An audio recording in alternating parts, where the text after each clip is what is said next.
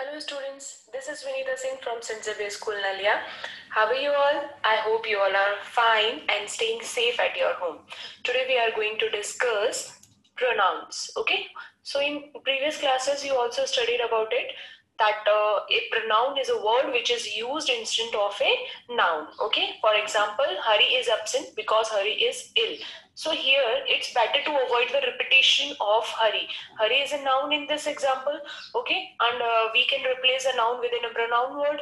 So Hari is absent because he is ill. It's in a better. It sounds very better. Okay, so we can use he here to replace the Hari noun. Okay.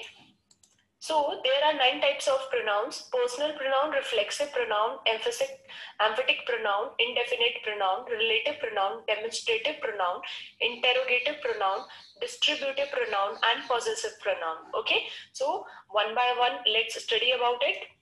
Personal pronoun. Okay, I, we, you, he, she, it, they are all personal pronoun. Okay, because they all stand for the 3%, and whoever the 3%, the person who is speaking is our first person, the person speaking to जिससे वो बात कर रहा है, second person, the person spoken of जिसके बारे में बात कर रहे हैं, that one is third person. Okay, so the example of personal pronouns are: first person we are using, if it is singular then we are using I, mine, my, me, these words. If it is plural then we are using we, ours, our, and us. Okay, in second person, both for the singular and plural, we are using the word you, your, and yours. Okay, in third person, in singular we are using he, his, him, she, her, it, its. Okay, and in plural form they, their, them. Okay, we are using these words.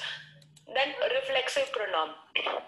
Reflexive means आपको नाम से पता चल रहा है कुछ reflex हो रहा है. रिफ्लेक्स मीन्स कुछ एक्शन परफॉर्म कर रहा है सब्जेक्ट, और सब्जेक्ट खुद को ही इसमें क्या करेगा, रिप्रेजेंट करेगा अपने एक्शन को. तो उसके लिए अगर सिंगुलर फॉर्म होते हैं तो हम सेल्फ ऐड कर देते हैं प्रोनाउन के साथ में, like my, your, him, her, it. तो इनके साथ हम लोग सेल्फ ऐड करके myself, yourself, himself, herself, itself ऐसे ऐड कर देंगे. If it is in plural form like our, them, your, then we are using selves. Okay, ourselves, themselves, yourselves. Okay, like example, I hurt myself. It's in singular form. Myself here, they hurt themselves. Okay, themselves, it's in a plural form. Okay, then emphatic pronoun. An emphatic pronoun is that which is used to add emphasis to the subject of the sentence. Okay, emphasize करने के लिए, उसको बढ़ा चढ़ा के बोलने के लिए हम लोग क्या करते हैं, emphatic pronouns का यूज करते हैं. इसमें भी सेम है जैसा रिफ्लेक्सिव में था, सिंगुलर फॉर्म में सेल्फ ऐड हो जाएगी और प्लूरल वाले में सेल्फ्स हो जाएगी. Like example, I will do it myself. तो here myself, we will see to it ourselves. Here ourselves, she herself से so, herself, it's an emphatic pronoun. Okay, so what's the difference between both of them? Okay, so reflexive pronoun, emphatic pronoun आपने देखा कि same same ही लग रहा है, इतना ज्यादा difference उसमें पता नहीं चल रहा है. तो इसका डिफरेंस क्या है?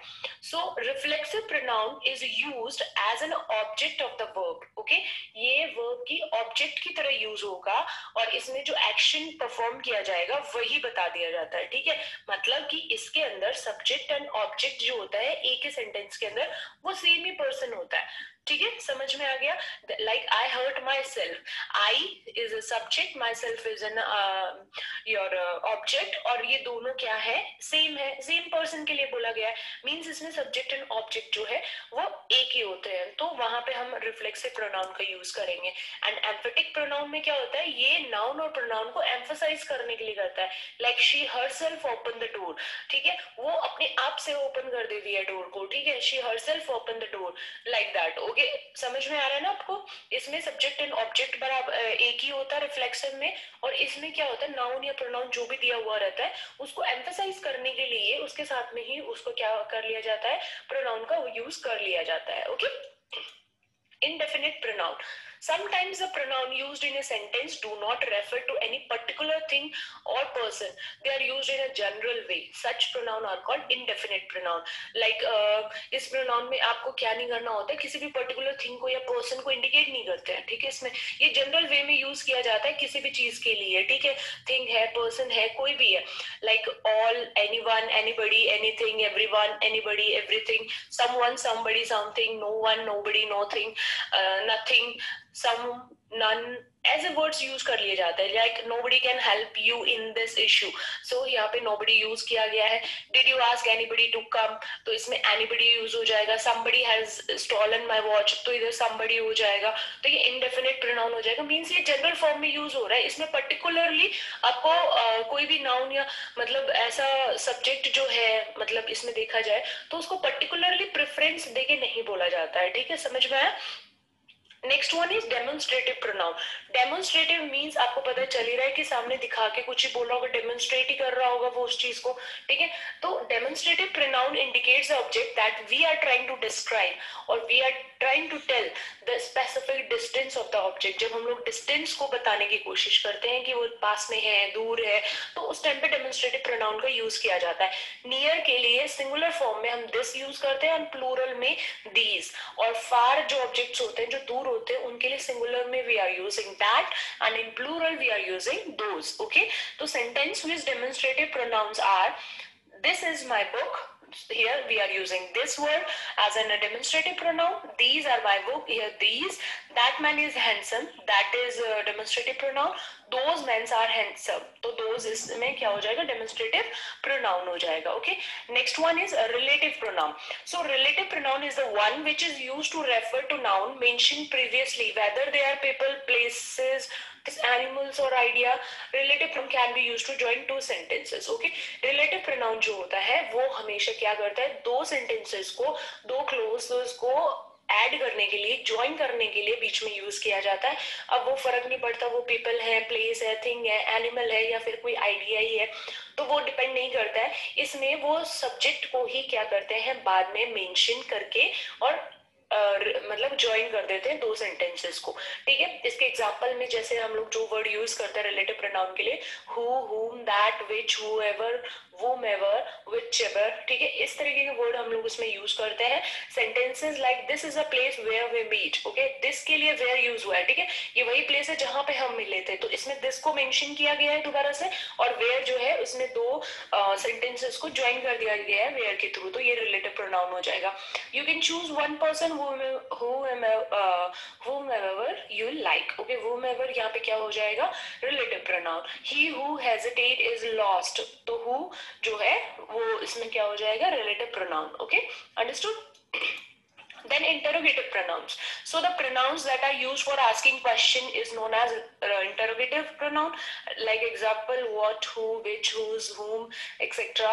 Within a question mark. Okay. अब सेंटेंस में क्वेश्चन मार्क के साथ में अगर ये वर्ड्स आपको दिखाई देते हैं, what, who, which, whom, whom, मतलब किसी से सामने वाले से क्वेश्चन पूछने के लिए जो यूज किया जाता है, ठीक है. what is your name, like that. Okay. who is there, तो who is it's an interrogative pronoun. what do you want, what is an interrogative pronoun.